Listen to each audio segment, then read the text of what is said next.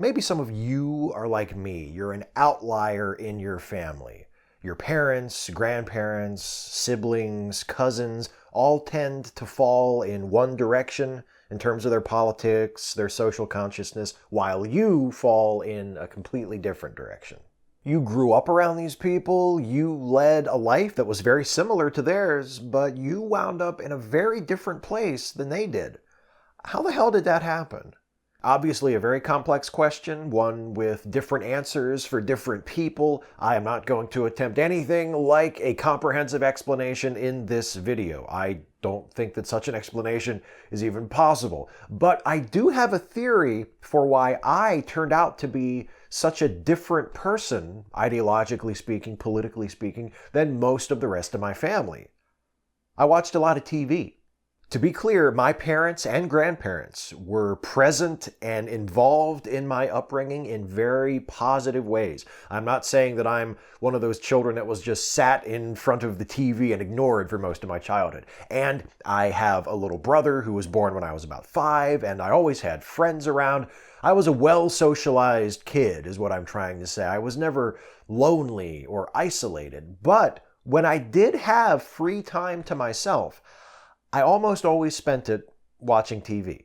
And I just so happened to grow up in an era when TV still had a social conscience.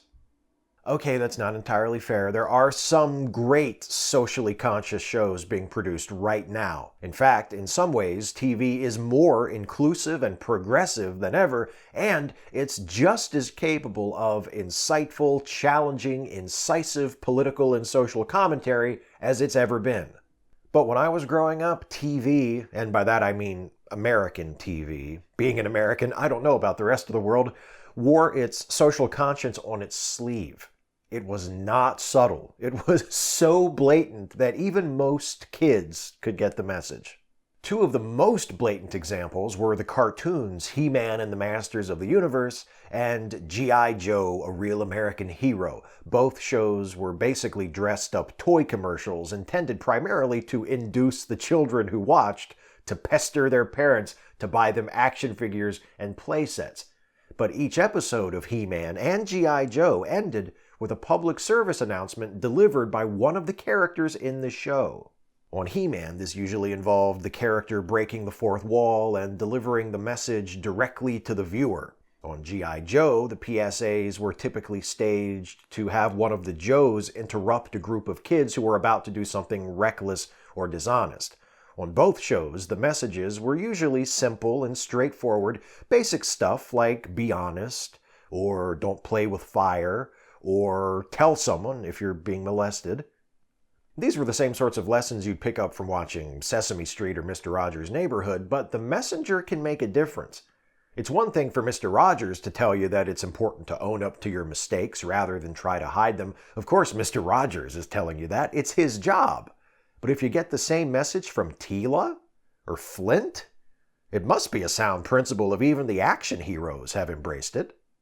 Sometimes the end-of-episode messages touched on things other than safety or generic morality. Sometimes when Man-at-Arms would turn to the camera or Roadblock would roll up on a couple of kids, they would talk about the importance of accepting and including people who were of a different skin color, or practiced a different religion, or had disabilities.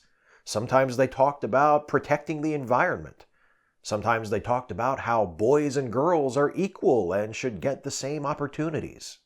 We look back at those segments now and we chuckle at how corny they were, but when I was 5, they had an impact. Those messages sank in, and because I was raised in a fairly conservative, predominantly Christian, almost entirely white, rural community, I didn't have that many people around me sending messages like that.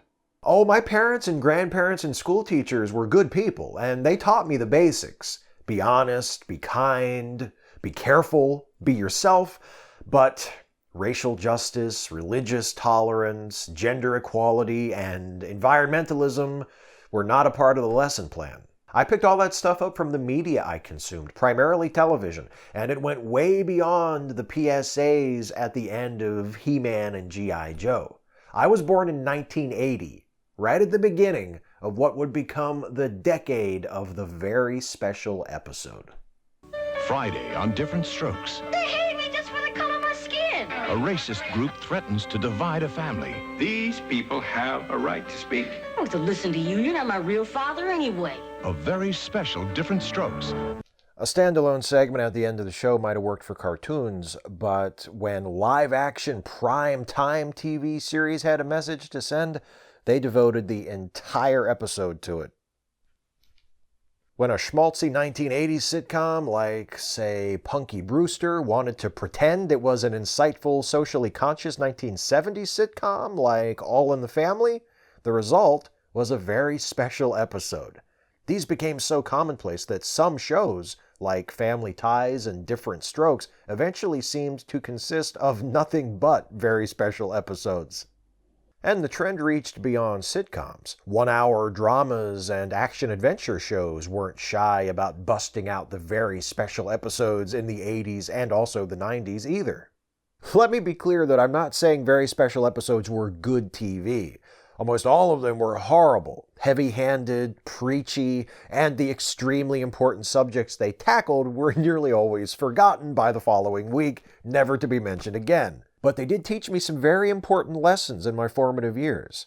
Their messages got through and helped to shape who I am. A very special episode of Mr. Belvedere taught me that homeless people need help and compassion, not judgment and disparagement. MacGyver taught me that the best way to use a gun was to disassemble it and use it as a wrench. Quantum Leap taught me that being gay shouldn't stop a person from serving in the military or doing anything else they might want to do.